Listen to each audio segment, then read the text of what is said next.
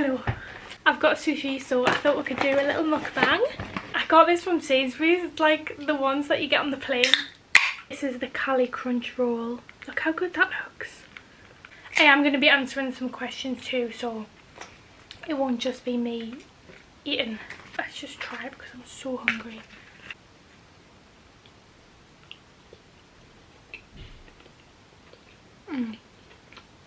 I love crispy onions. I've just been scrolling through my TikTok comments. I've got a few that are confused. I've had a couple of hate comments which say, this is so obviously fake, how come you can speak to yourself okay in this one? Basically asking why do I struggle with other people and not by myself, and I don't know, I've just always found it easier to talk to the camera when I'm alone. And just because you don't understand something doesn't mean it's fake, but you know what? I'm not even going to bite. I'm not even going to retaliate. I'm just going to try and answer with an educational answer. Are you single? Yes. Been single now since like 2019. It's been ages. Your skin is flawless. What do you use? Thank you. It is definitely not.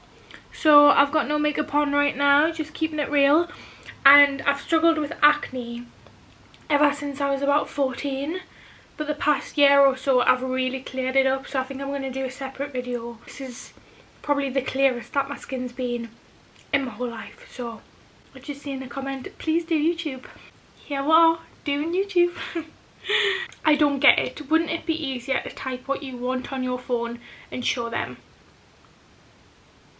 Yeah, it would be easier, but in the long run it would be making my life so much harder. Like, imagine if I just went back to how I used to be when I was a teenager. I would avoid going out with my friends, I would never speak on the phone, I would never order my own food in restaurants. I felt like I couldn't do anything. Like, I don't want to live that life again. So no, I'm not going to do that. Anyways, I'm lacking for real. You getting up and facing your fears is inspirational. Thank you, Adam, that's so kind, but it's not every day that I'm brave enough to go out and face the world. Like, some days I'll just lie in bed and I'll have an off day and I'll be thinking, I'll be doubting myself and I'll be thinking, I can't do this anymore, but I always seem to pick myself back up. Is it easier with your stammer if you breathe in before you start to speak? So I joined the Mcguire Programme when I was 17, and that has a big focus around coastal breathing. If you don't know what that is, Google it and it'll come straight up, but that is definitely a big help for me in my speech. You're doing amazing. Thank you. Do you struggle when you go to get your nails done? Yes, this is a struggle, because when you walk into the nail salon and you have to ask for what you want, there's already a room full of people because you've got the customers in there. Usually I find them really quiet as well, so it feels like everyone's listening to you because it's so quiet in there. And yeah, I would say that is, for me, probably one of the hardest situations. Have you tried Subway to challenge yourself? You know what, I have not ordered a Subway. Have I ever actually went in and ordered a Subway? I genuinely can't remember if I've done that or not. Subway might have to be my next challenge. I actually think I'd find that really difficult. Or some words harder to get out than others. This is quite random for me actually. It changes all the time. Right now I'm finding M sounds quite difficult to say. If you've seen my last Costa drive-through video, you'll know that I really struggled on the word medium. I have a stammer, and as I'm getting older it seems to be getting worse. This is what I found when I was a teenager, especially like mid to late teens. I just could not cope with it anymore, and that's when I joined the Mcguire Programme. That was like my last resort, really, and I'll honestly say now, like, that genuinely was one of the things that saved my life, and I'm not exaggerating when I say that. Has your stammer affected any of your relationships? I think it does, because for me, having a stammer also is linked towards how I feel mentally, and I do believe I've struggled with anxiety and depression since I was really young. So I do think that has had an impact on previous relationships that I've been in. Is there a difference between stammering and stuttering? No, there's not. They mean the same thing. Stammering is more used in the UK because it's just the word that the NHS uses. That's the one that I've been brought up with. And stuttering, as far as I'm aware, is used more in the US. But they mean the same thing. Call it what you want. Were you born with a stammer? No, I actually wasn't. So I developed my stammer when I was 5 years old. A lot of the time, children will just grow out of it.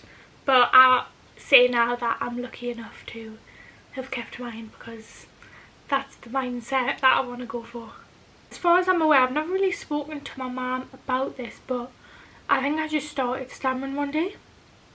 Because apparently before then, I was speaking quite fluently. Maybe I need to get my mum on a video. A lot of the things that people are asking, I don't really know myself either. So, does eye contact make things worse? Personally, I find it helpful when the other person gives good eye contact, but looking away is like running away, and you do not want to run away from your stammer. You want to conquer it head on.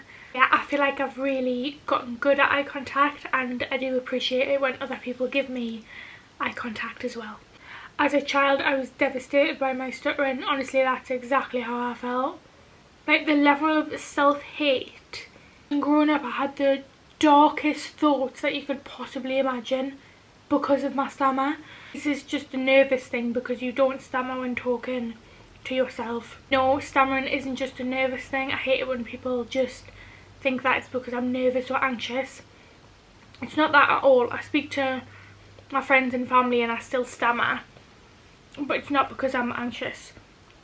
Being anxious or being nervous definitely doesn't help it and probably can make things worse, but it's not the root cause of why I'm stammering, if that makes sense.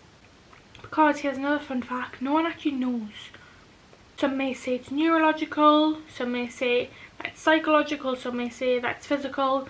I believe that it's neurological because the research that has been done that have found differences on brain scans of a fluent speaker and a non-fluent speaker. But apart from that, people still really don't know that much about stammering. I have stuttered my entire life, and every time I watch these, you give me a little bit more courage to go out there and be who I am. Honestly, that right there, it just makes it all worth it, because I don't know if it looks easy, or I don't know if I make it look easy just posting myself online, but it's not easy to post yourself in your most vulnerable moments. Like, it's really not easy, but genuinely all it takes for me to feel like it's worth it is one comment like that. I've always said, as long as I'm helping one person out there, like, my job is done. Next time I do this, I might put a question and answer box on my Instagram, so make sure to follow me over there. No one besides people who stutter understands how hard this is. I would fully agree with that. I think people who stammer, we've almost got this weird connection and we all understand exactly what the other person has been through in life, and I find the bond when you meet others who stammer, like, it is quite a powerful bond. How should I deal with people who literally laugh in my face whilst I stammer? It's so humiliating. First of all, I'm sorry that you've had to deal with those idiots. That's a difficult one. And I think it's very easy to sit here and say, don't pay attention, don't care what other people think, but other people's comments can really impact us. But I think just being able to get yourself to a place where you believe in yourself, you accept yourself, you love yourself, then it doesn't really matter what anyone else thinks. But I think to be able to do that, that's like a lifelong journey.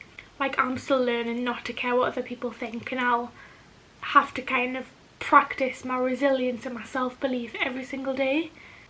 But yeah, I'm really sorry that you've had to deal with that, because that is like the lowest of the low. I don't understand how another human being could want to do that to someone. So I'm so sorry if I'm being ignorant, but how did this happen to you? No one really knows. I developed it at the age of 5 and it just never went away. I used to be bothered by people's reactions too, but now I'm in my mid-40s, I no longer care. It's not my problem, it's theirs. That is such a good mindset. I have heard from a lot of people that when you get older you care less about what people think, which is obviously a really good thing. Where are you from? I'm from Newcastle upon Tyne. That's in the northeast of England, in case anyone watching is from overseas. I'm gonna go eat the rest of this sushi and watch the Kardashians.